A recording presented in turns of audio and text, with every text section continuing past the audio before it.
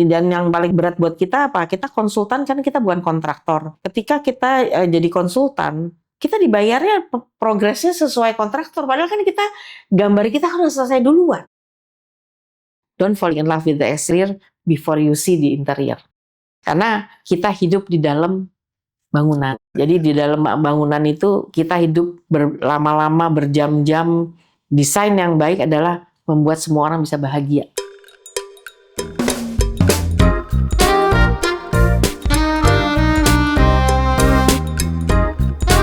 Ya, teman-teman HDI, selamat pagi. Hari ini saya di kantornya senior saya, Mbak Lea Aziz. Selamat pagi juga. Selamat pagi.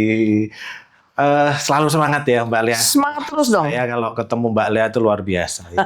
Semangatnya. Nggak ada udel ya kalau orang Jawa bilang. Gitu ya Mbak. Hari ini sengaja saya kesini untuk ngobrol santai Mbak. Siap. Terkait dengan profesi, terkait dengan HDI. Mbak, sekilas tentang HDI dong. Dulu waktu jadi pengurus, dukanya nggak perlu Mbak, sukanya saja deh. Sukanya tuh kita kan selalu orang-anak yang muda-muda selalu nanya, apa sih gunanya masuk HDI? Bener nggak? Ya kan? Saya nih kebetulan kan dulu karena sekolah di luar, harus mengerti tentang apa sih interior di Indonesia. Makanya saya masuk ke HDI. Ternyata saya ketika masuk ke HDI, saya mendapat sesuatu yang lebih dari ekspektasi saya, jujur aja. Satu, pertemanan, itu udah pasti. Ya. Kedua, kita tahu mengerti tentang organisasi. Ya. Ketiga, kita bisa dekat dengan pemerintah. Nah, gunanya dekat pemerintah apa? Membantu teman-teman. Ya, dimana dukanya kalau zaman saya harus ada dukanya nih Mas. Gitu, dimana interior zaman dulu masih dipandang sebelah mata. Belum dikenal banyak orang. Belum dikenal banyak orang. Apa sih nih? Apa sih nih namanya interior? Buat apa kita punya interior? Kita bisa kok lakuin sendiri gitu kan. Nah, ketika kita bisa dekat sama pemerintah, inilah waktunya kita untuk memberitahu kepada mereka. Interior tuh beda loh dari arsitek. Arsitek tuh apa tugasnya? Interior tugasnya apa? Nah, itu yang saya lakukan ketika saya jadi ketua di DKI maupun di pusat adalah saya nggak ingin adik-adik itu menerima sesuatu hal yang pernah saya terima ketika orang-orang belum mengerti tentang interior. Nah sekarang kan kalau kita lihat interior 15 tahun terakhir ini kalau kita lagi ke pemerintah Mas, ditanyain, Mbak Lea ini arsitek sama interior? Saya maunya interior. Itu udah membuat saya bangga. Karena kenapa? Pemerintah udah bisa melihat bahwa arsitek sama interior beda loh. Ya, beda skop kerjanya ya. Skop kerjanya. Tapi tentu saja kalau dalam sebuah proyek besar itu ada kolaborasi antar disiplin ilmu ya. Pasti. Ya. Dan ini memang kantor kami ini di sini tidak pernah bikin rumah tinggal Mas. Dari since day one saya lulus kuliah, saya nggak ada bikin rumah tinggal karena saya tidak punya passion untuk berhubungan dengan orang day to day hanya untuk satu masalah.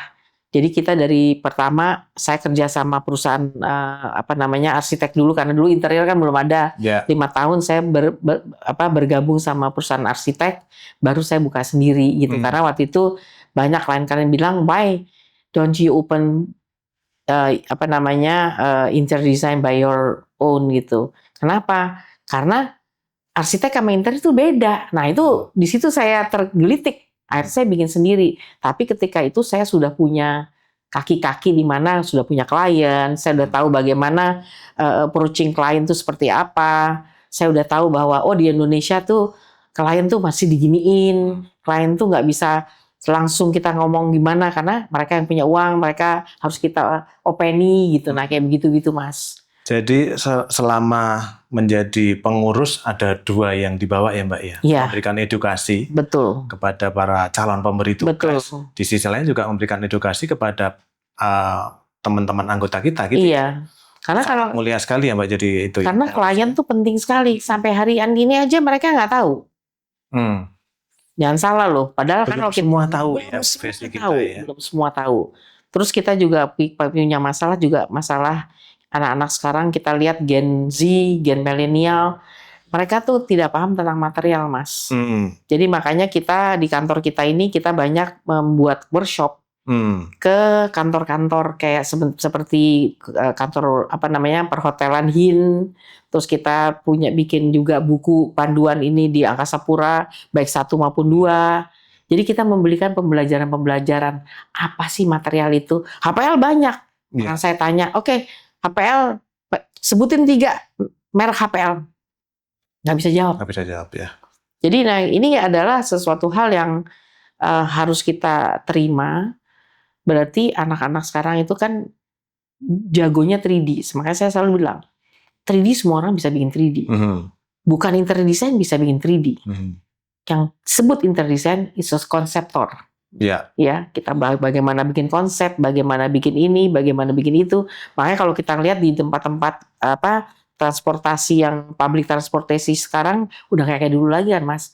Karena kita udah masuk ke dalam situ semua. Masuknya bukan karena kita desainer, mengedukasi. Mengedukasi. Itu penting. Ya. Nah, ini sebenarnya adalah waktunya HDI untuk mengedukasi, membuat workshop-workshop kecil, Mas. Ya. Kerjasama sama BUMN, kerjasama sama pemerintah, pasti bikin paket-paket 3 hari. Jadi edukasi itu sebenarnya penting. Tidak hanya ke profesional ya Mbak ya, ke pengguna jasanya juga gitu ya. Ya, sangat. Terima kasih ini masukannya. Dan Mbak, kedua, selama mengerjakan proyek-proyek publik ini, apa kesulitannya Mbak? Ketika kemudian Mbak mentransfer ilmunya kepada teman-teman di studi yang lebih mudah. Kesulitannya sekarang anak-anak cari harganya di Pinterest, sama di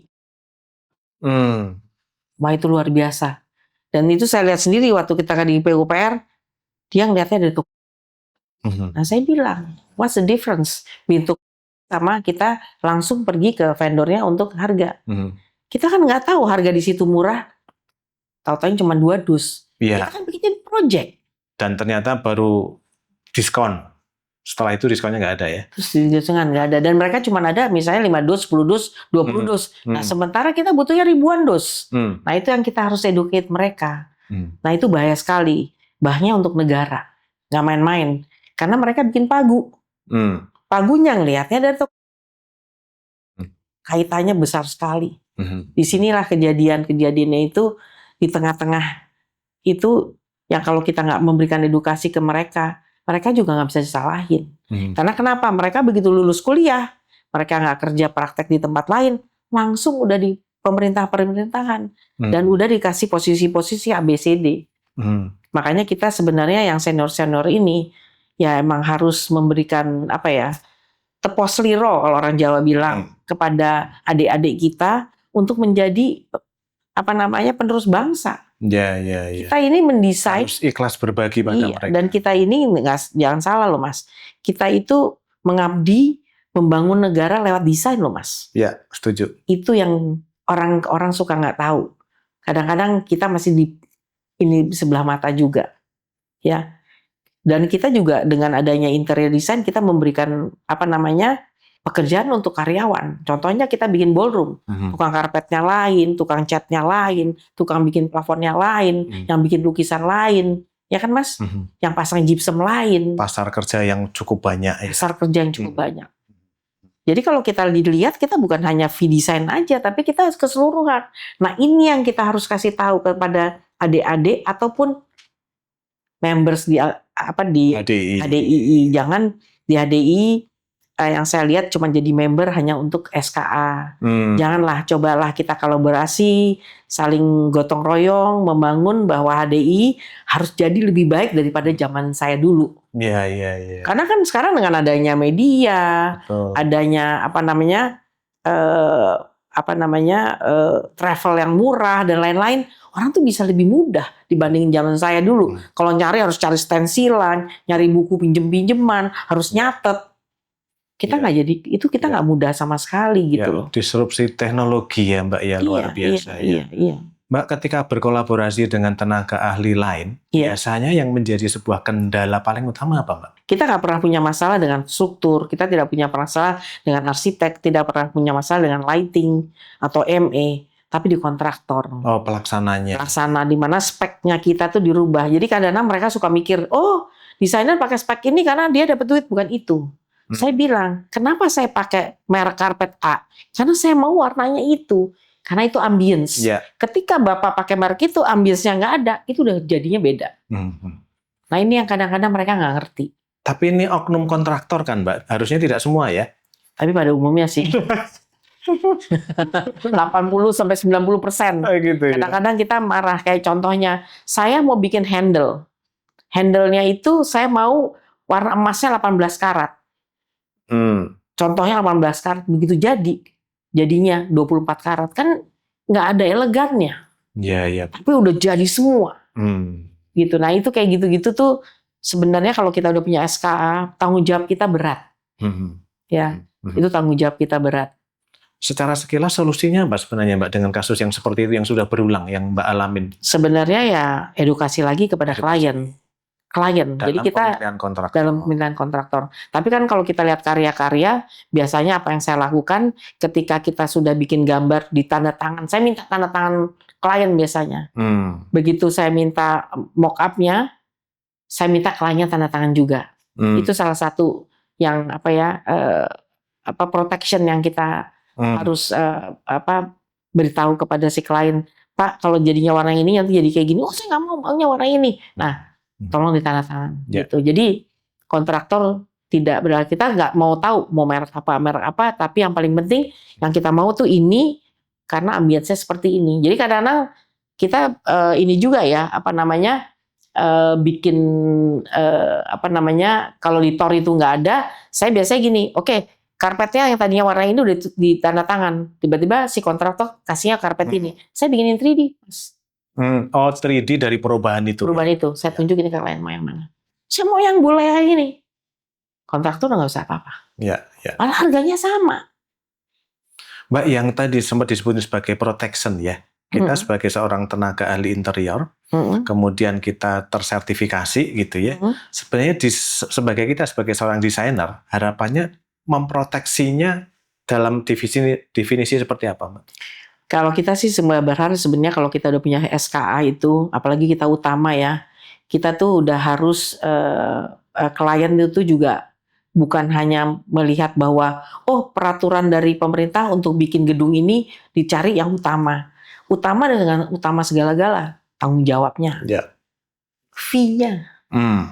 Ya, karena sekarang saya jujur aja walaupun saya emang di interior di HDI, protection itu saya belum terima. Gitu loh. Tetap aja fee-nya masih kecil. Nah, kita nih harus bareng-bareng nih, apa nih yang bisa bikin kita semua jadi bahagia? Masa lucu, kita bikinin gedung sekolahan misalnya, Cikal, atau kita bikin high school. Tapi kita nggak bisa masukin anak kita ke sekolah gitu, Mas. Karena fee kita kecil. Iya. Karena itu sangat patetik sekali. Saya mau bikin anak saya menjadi orang, ya, berguna bagi nusa dan bangsa. Tapi saya nggak punya uangnya. Karena kenapa? Karena begitu kita design and build, fee kita kecil, ya kalau dibayar langsung sebulan, kadang-kadang setahun. Kita udah nggak ada keuntungan. Jadi sebenarnya ada sebuah kata kunci kesetaraan ya Mbak ya, antara pemberi tugas dan kita ya. Iya. Wah, berarti nanti kita sama-sama ya Mbak ke boleh. Kebijakan. Boleh, saya boleh. Mbak Lea kan sudah siap sama masalah kita, dan sama yang masalah lagi masalah etika.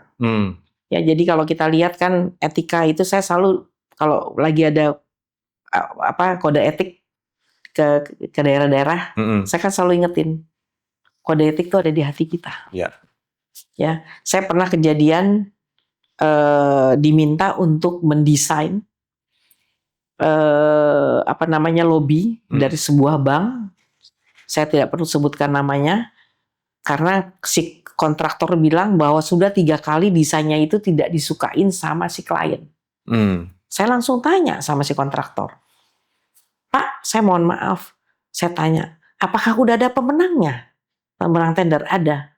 Maaf Pak, saya nggak mau digituin orang. Saya tidak akan melakukan itu. Nah, alhamdulillah Pak, Mas, begitu saya nggak mau, ternyata teman kita. Terima kasih ya Le, lu udah kayak gitu. Saya bilang itu saya lakukan. Iya. Balik lagi edukasi ya. Tapi saya juga pernah ngalamin. Kita udah menang tender mati-matian. Siang malam kita kerja. darah. Tiba-tiba diselep, blek, tengah-tengah. Memang yang ngasih adalah si klien. Tapi kan dia harusnya bilang, maaf Pak, ini udah ada yang menang. Apakah nggak kita baiknya duduk sama-sama atau kita kolaborasi? Nggak ada. 100% cut. Jadi etika itu sebenarnya bukan hanya untuk kita melekat ya, betul, tapi ke pemberi tugas juga begitu ya. Nah, terus yang saya sedihin, yang melakukan itu juga dari itu sedihnya, itu sebenarnya. Tapi saya nggak mau woro-woro, kenapa? Saya tetap cinta HDI, saya nggak mau nama kita yang jelek. Jujur aja, saya nggak mau melakukan laporan itu karena kalau nggak HDI-nya yang nggak benar. Iya. Itu. Jadi ini menjadi tugas kita sama-sama. Iya, tugas kita sama-sama. Tapi saya anak-anak sempat nangis waktu itu, sedih karena ini satu proyek yang kita waktu tender itu siang malam dan kita mengerjakan dengan sungguh-sungguh karena mempunyai value yang bagus lah buat kantor kita. Nangis semua pegawai saya. Saya langsung bilang, Tuhan nggak ngizin kita untuk dapat proyek itu. Kalian masih bersyukur menerima masalah ini pada saat kalian muda. Kalian nggak usah woro-woro diem. Silent is the best, saya bilang. Nah ini yang kayak gini-gini yang kita harus setuju. proteksi gitu loh. Tapi saya jujur aja, siapapun juga, walaupun itu juga teman saya, semua teman ya, saya tidak akan menjelek-jelekan. Saya rasa itu juga udah rezekinya dia, bukan rezekinya kami. Jadi yang paling penting adalah kedepannya kita harus saling menjaga. Karena tender itu nggak main-main, kita kerja siang malam dan habis itu kita nol, Mas, nggak dapat biaya. Ya itu ya, sedih ketika berprofesi ya Mbak ya. Dan kita udah kerja 1 tahun. Nah, kaitannya dengan proteksi ya Mbak ya. Tadi kan proteksi itu harus melekat, teredukasi kepada kita sebagai pelakunya, betul, sebagai pemberi tugasnya. Betul. Yang sebenarnya kalau kita di HDI, kita kan bukan pernah punya, tapi sekarang juga punya, diperbarui, namanya buku panduan. Betul. Hubungan kerja antara pemberi tugas dan desain interior. Betul. Jadi di situ kan ada kontrak kerja. Betul. Ya? Jadi kontrak kerja itu tidak berjalan di situ. Tidak berjalan. Makanya saya selalu tuh kalau Mas lihat, saya paling sering banyak beli buku tentang panduan ungu itu. Ya. Sebelum itu saya selalu kasih ke klien. Nah, pertama-tama diindahkan, lama-lama enggak. Nah, dan yang paling nggak berat buat kita apa? Kita konsultan kan, kita bukan kontraktor. Ketika kita jadi konsultan, kita kan design and build nih Mas nih ya, buat kita nih ya, kalau saya lihat. Kita dibayarnya progresnya sesuai kontraktor, padahal kan gambar kita harus selesai duluan. Betul. Nah sementara bikin bangunannya kan gede-gede, 2 tahun, 2,5 tahun baru selesai. Itu kerja nggak kelar-kelar Mas sampai 2,5 tahun. Oke. Jadi term of payment-nya konsultan ngikuti progresnya kontraktor. Wah nggak fair sebenarnya. Justru itu, makanya waktu itu saya pernah nanya kepada HDI, tapi ya gimana katanya jamnya gitu. Padahal maksudnya saya kan, ayo kita bareng-bareng. Betul. Gitu loh. Ya. Nah ini kan gini loh, kalau saya kan udah tua, kebetulan saya tidak berkeluarga, saya tidak punya siapa-siapa. Tapi kan ini tidak fair buat anak-anak muda yang mau berkeluarga, pengen menyekolahkan anaknya. Mereka berhak untuk punya kehidupan. Ya. Gedung-gedung yang ada di sekitar kita yang kita lihat bagus-bagus, indah-indah, kerjaan siapa? Kalau bukan arsitek sama interior. Betul. Ya tadi sampaikan Mbak Lea ya, bahwa ketika Mbak Lea masuk ke Indonesia setelah dari luar negeri, belum ada yang mengenal. Iya. Sekarang sudah mulai banyak yang mengenal gitu. Iya, tapi kita fee-nya menurut saya masih di bawah Malaysia ya. Kita di bawah Malaysia, kita di bawah Singapura, jauh kalau kita di bawah Singapura. Jadi kita sulit untuk konsentrasi. Misalnya kita satu proyek bikin airport, ya udah satu proyek 1 tahun udah cukup sebenarnya buat makan kita. Tapi kita sekarang akhirnya harus nyari proyek-proyek yang lain, sehingga kita sebenarnya di badan kita ini nggak sehat. Gitu loh. Nah saya sih berharapnya ke depannya, makanya saya bilang coba kita sama-sama berjuang untuk demi kebaikan kita bersama. Mungkin saya udah nggak perlu melakukan itu karena saya agak vokal kan orangnya. Tapi buat Mas Adi, buat teman-teman kita, apalagi anak-anak muda, dia tidak perlu mengalami apa yang saya alami, gitu loh. Jadi pembelajaran cukup untuk saya dan kantor saya ini. Dan Tapi Tuhan baik sih sama saya, Mas. Tahun ini kantor kita umurnya udah 36 tahun. Alhamdulillah. Selamat ya, Mbak. Terima kasih. Selamat. Hampir sama ADI 42, kita 36. 36. Iya. Wah, luar biasa. Tapi ya suka dukanya itu, tidak pernah kita hidup tuh sempurna ya. Ya. Jadi kalau saya bilang dengan tidak sempurna itu justru kita belajar. Ya, ya. Gitu. Mbak, selama 36 tahun itu kan tentu saja ada perubahan, ada pergerakan, ada inovasi, ada perubahan kebiasaan, budaya dan segala macam ya. Termasuk kalau kemarin kita bareng-bareng ngomong bahwa COVID itu merubah semua. Iya, ya betul, kan? betul. Apa yang Mbak alami ketika mengelola sebuah perusahaan ketika COVID sampai sekarang kemudian? Kalau COVID ini agak unusual, itu sebenarnya Tuhan sayang sama kita. Ya. Ketika kita COVID, justru kita proyek banyak banget. Alhamdulillah. Ya, waktu kita COVID itu, kita yang kita alamin adalah ternyata kita tuh harus saling dukung-mendukung yang luar biasa. Itu aja sih. Tapi kalau di waktu proyek kita nggak ada masalah. Karena kantor kita nggak pernah libur pada saat COVID. Ya, cuman waktu jamnya kita cepetin. Terus kita Jumat kita libur ya. Kita Jumat, Sabtu, Minggu kita libur. Supaya mereka badannya sehat. Kita jaga semua makanan. Tidak boleh jajan di luar. Kita benar-benar makanan tuh saya jaga di sini. Tapi yang kita perhatikan adalah kebersamaannya, ya, kekompakan. Ya, Tuhan memberikan kita bahwa ternyata manusia tidak bisa hidup sendiri. Betul, betul. Kita harus saling kolaborasi, ya. Kolaborasi itu penting. Tapi yang saya lihat perubahannya adalah anak-anak sekarang jadi very sensitive. Karena mungkin mereka selalu zooming ya, nggak pernah direct kita ya, one on one seperti ini, atau jadi teamwork, kita bisa bertukar pikiran dan lain-lain. Nah, sekarang saya selalu bilang bahwa gen yang sekarang ini adalah yang baru nih, Mas, yang lulus kemarin itu adalah gen strawberry yang kayak orang-orang bilang. Karena mereka sensitif sekali, tapi kita nggak bisa bilang bahwa itu karena mereka nggak dididik dengan baik atau tidak, tapi itu karena keadaan. Dan itu saya ngerasain sendiri sih. Nah, kan banyak kemudian terjadi ya ketika teknologi kan memaksa kita ketika COVID memaksa kita menggunakan teknologi lebih cepat. Ya. Ya kan? Betul. Ada perubahan budaya kerja. Nah, pengaruhnya terhadap proses, terhadap pencarian ide dan segala macam dan closing sebuah proyek gimana, Mbak? Kalau kita sih, kalau sama klien kita kebetulan klien kita jadi sering datang ke kantor kami sini. Jadi mereka 2 minggu sekali kita rapat di sini. Tapi kita jujur aja sih, Mas. Saya mungkin boleh dibilang kuno.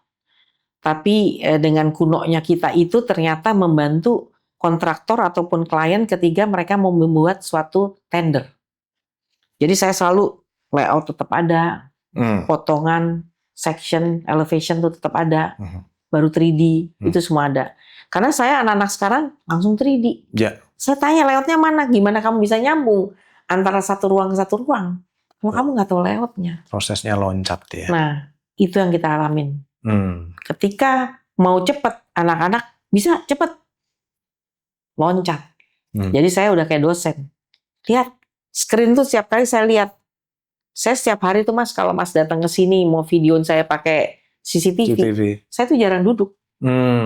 Saya selalu pergi ke ruang-ruangan dan screen saya lihat, ini ukurannya berapa ya? Segini, coba cek klik. Ini terlalu tebal. Oh iya, Bu, ternyata 12. 5. Maksudnya 12 di meja kan welek tenan. Iya. Jadi kayak gitu-gitu tuh kita mata kita memang lebih jeli sih, Mas. Mungkin kita karena baby booms dulu kita terbiasa di analog, terus kita ngerti digital, mata kita tuh lebih detail. Mata mereka nggak detail. Nah, itu yang saya alami ketika COVID, sangat terasa banget. Karena semua klien minta cepat, dianggap karena lo kan nggak ada halangan apa-apa, lo di kantor terus. Coba deh gini kan. Nah, anak-anak mulai itu, tapi tetap kita jaga. Jadi kayak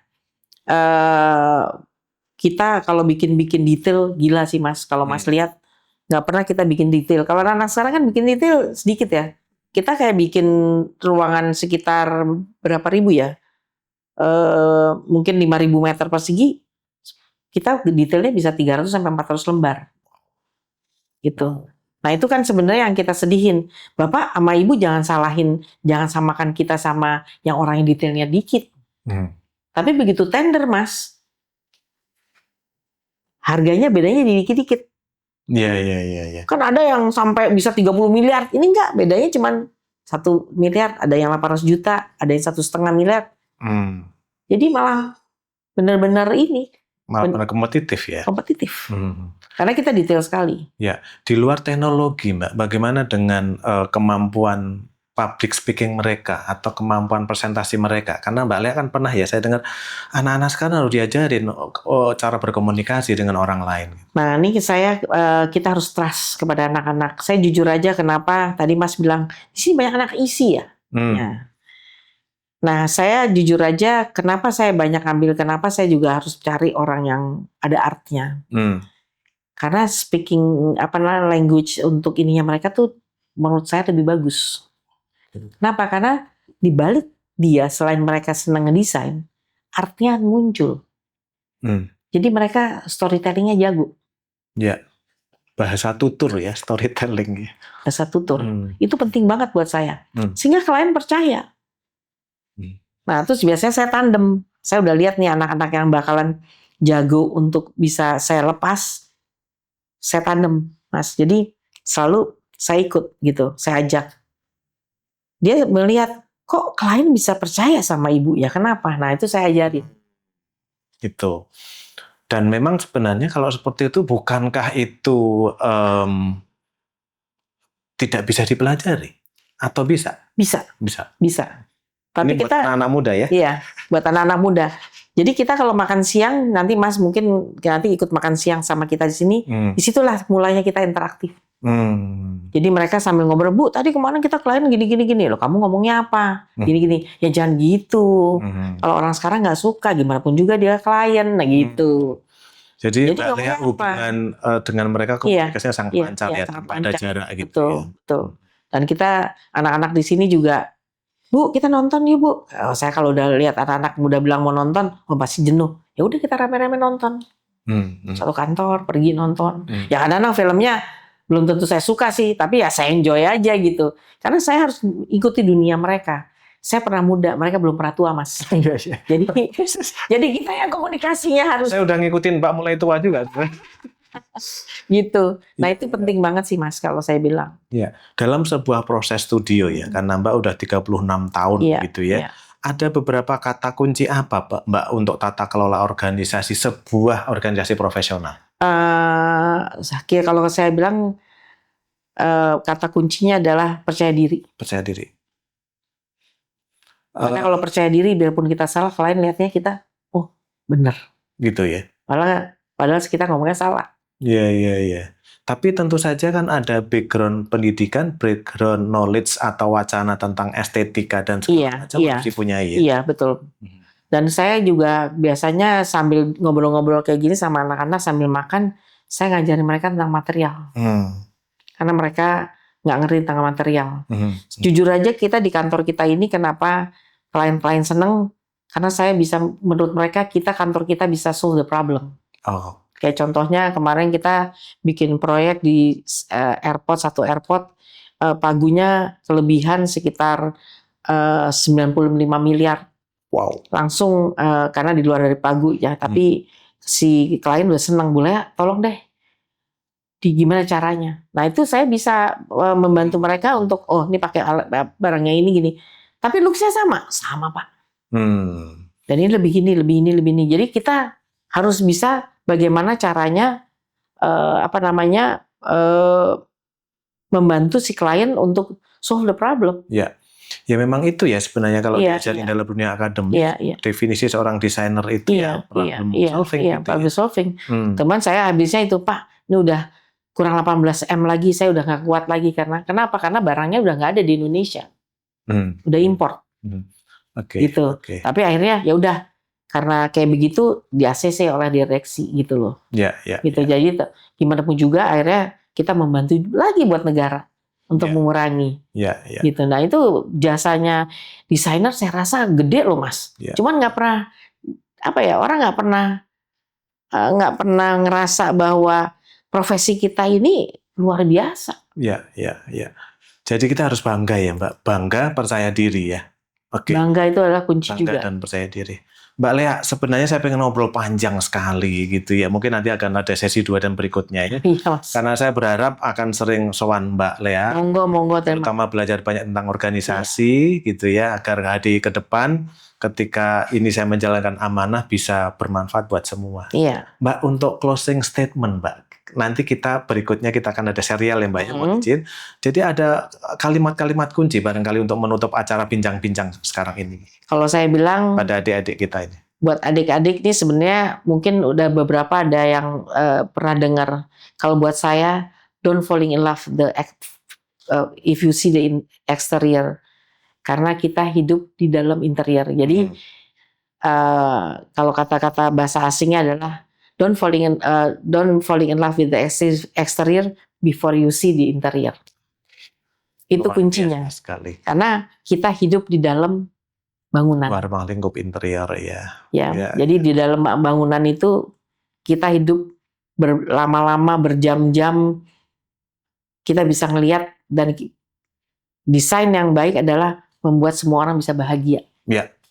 Tempat yang bagus kan bisa bikin orang bahagia itu. Karena desain itu adalah human centris. Yes. Terima kasih Mbak Lea untuk monggo, terima kasih, sama-sama. Semoga nggak bosan dan saya bisa berkunjung terus. Sama-sama. Terima kasih Mbak Lea. Terima kasih, sukses terus ya Mas. Siap, makasih. Salam teman-teman.